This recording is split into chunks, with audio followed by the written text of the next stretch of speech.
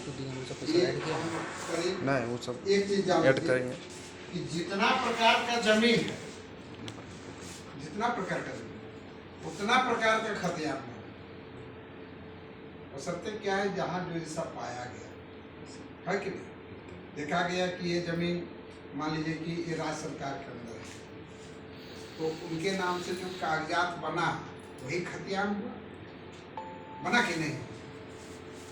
और इस तरह से केंद्र सरकार पर जो जमीन हुआ उसके नाम से बना। तो इसी तरह सिकमी खतियान, दर सिकमी खतियान, है ना, गोड़ाइती खतियान, बकास्त खतियान, कैसर हिंद खतियान, है ना, रेलवे खतियान, डिस्ट्रिक्ट बोर्ड खतियान, ये सब जिनके अंडर में था जमीन उसी के नाम से खतियान बना।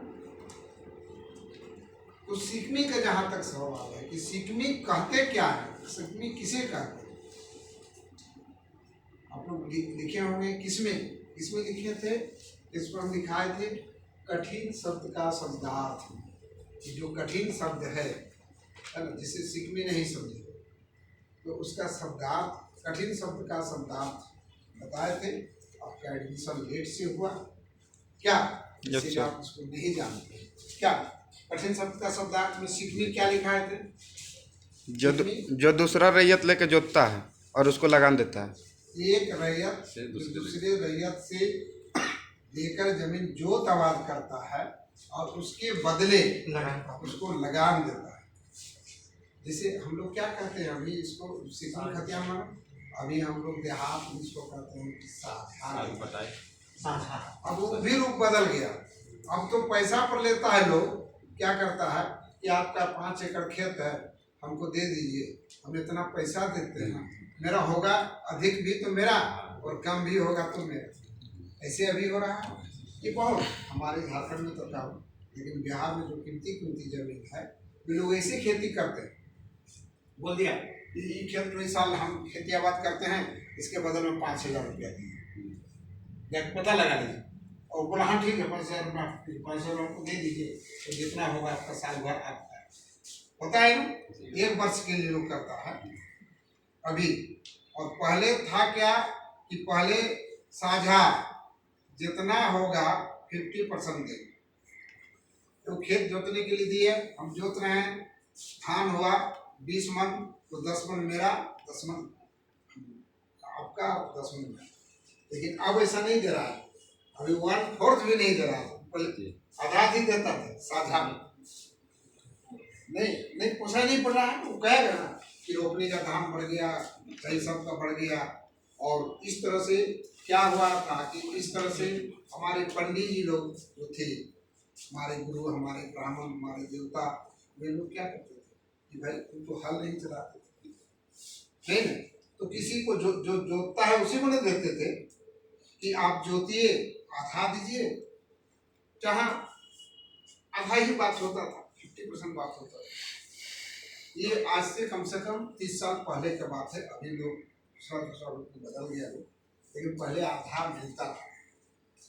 और जोते जोते जब 12 साल से अधिक हो जाता था, ठीक है, 12 साल से अधिक हो गया, उससे भी अधिक हो गया, मालिक और रैयत दोनों का इतना विश्वास हो गया कि उनको नहीं हटाता था कि मेरा अच्छा आदमी है, समय पर धान घर पहुंचा देता है, समय पर आके घर का काम भी कर देता है।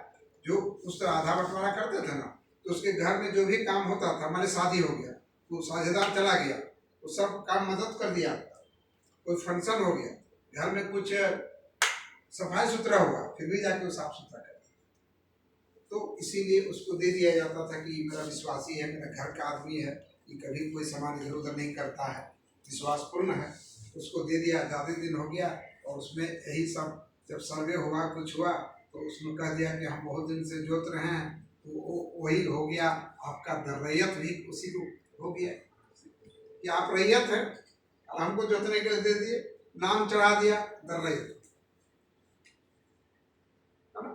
और तो फर्जी हो गया ना, एक तरह से। नहीं, फर्जी नहीं हुआ। देखो कोई भी चीज का अधिकार हो जाता है, जी कानून न बताता है, अधिकार न हो जाता है। लेकिन सर जिसका मेन जमीन था, जो उसमें जोत कर रहा था, हाँ, लोग के बीच में तो तो आपको उसके लिए देखिए फर्जी नहीं, 12 साल तक नहीं देना चाहिए, 12 साल तक रेगुलर उसको जोतने नहीं देना चाहिए। अभी भी है, अभी भी है।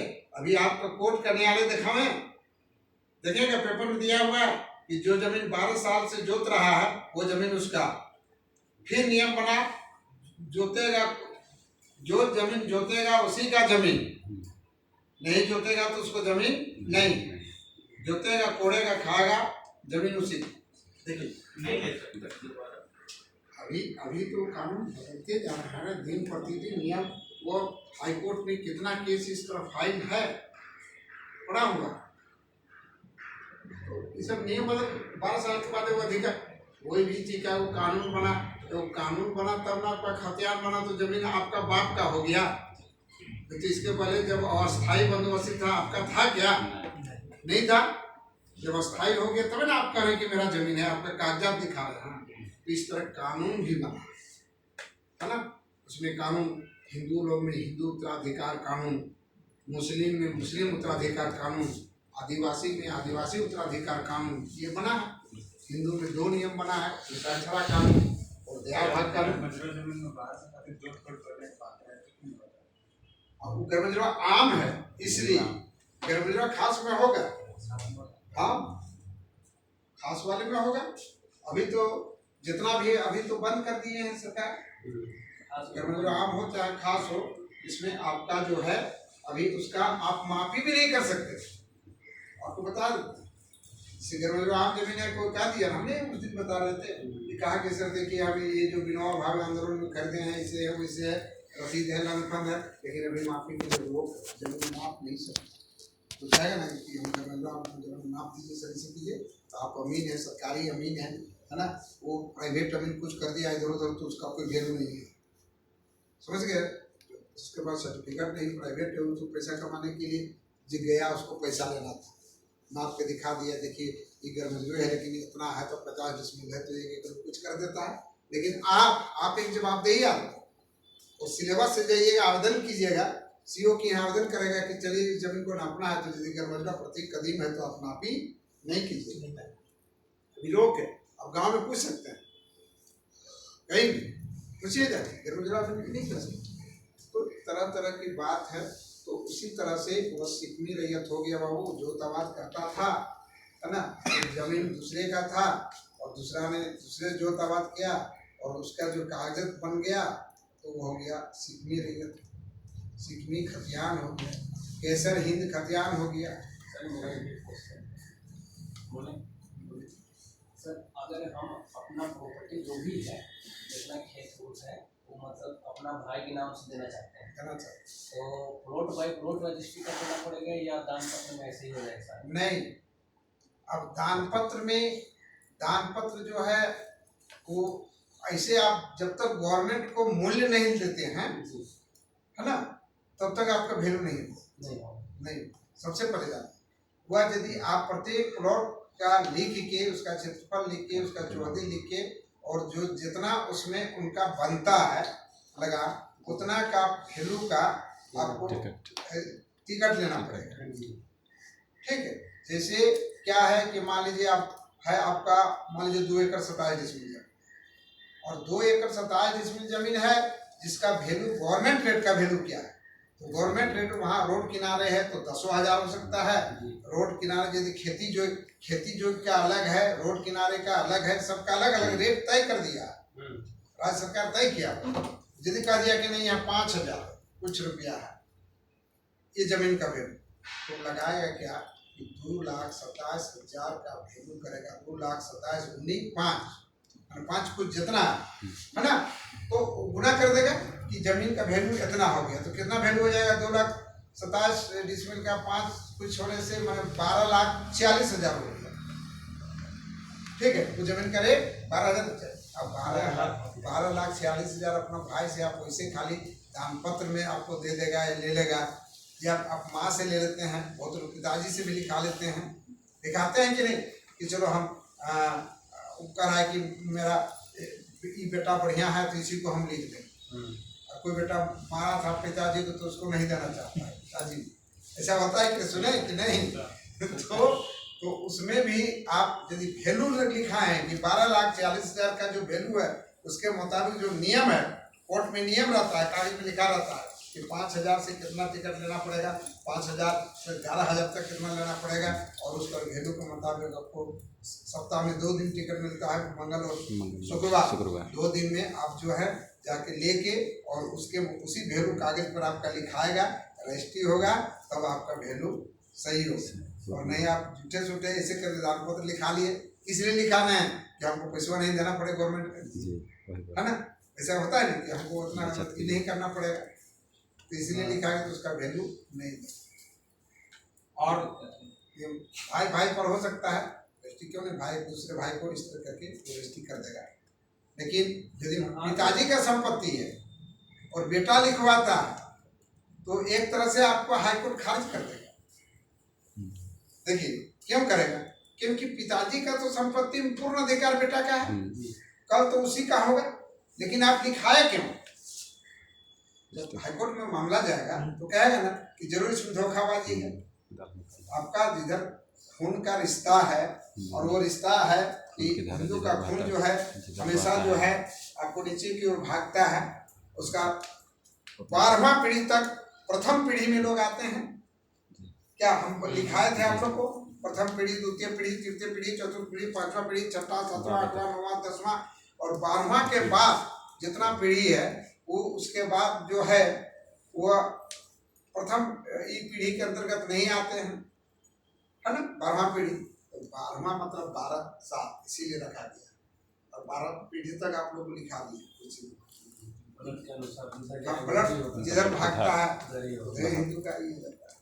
तो पिताजी का संपत्ति में बेटा को लिखाने की आवश्यकता नहीं है, माँ का संपत्ति में है बेटी को लिखाने की आवश्यकता नहीं। बहुत मान लीजिए माँ पिताजी है, बेटी लोग 3 गो है, बेटवे नहीं है, तो लोग डरे क्या करता है, कहता है कि नहीं हमको रजिस्ट्री करा दे बाबा, नहीं तो मर जाने के बाद फिर हमारा चाचा भतीजा नहीं देगा।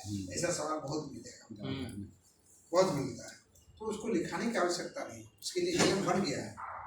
रजिस्ट्री कराने से आप रजिस्ट्री कराइएगा तो बहुत पॉइंट देना पड़ता है कि माँ पिताजी मेरे प्रयागराज जा रहे थे, जिसमें 1 लाख रुपया हम लोग से लिए हैं और उसकी एवज में हम जमीन दे रहे हैं, तो 1 लाख जहाँ वैल्यू हो गया उसका मतलब टिकट लगा, और टिकट के मुताबिक रजिस्ट्री हुआ तो आपका जायज हुआ, और नहीं तो नाजायज समझा जाएगा।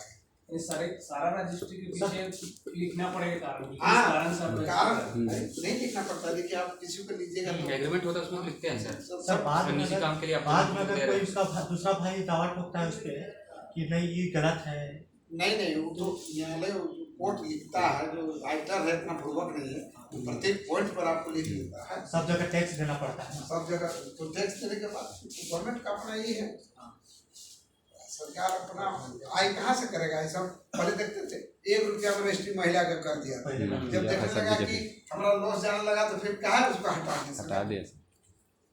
सरकार के पास तरह तरह का योजना है। अभी योजना देखिए हमारे माँ को, बहन को, बेटी को, है ना, पैसा गवर्नमेंट दे रही है, वो पैसा कहाँ दे रही है ना। कल भी देखिए बहुत बच्चा को मिला पैसा, तो मिला तो पैसा के लिए आय तो खोजेंगे ना। अभी राज्य सरकार का आय देखिए कैसे कर दिए, अभी देखिए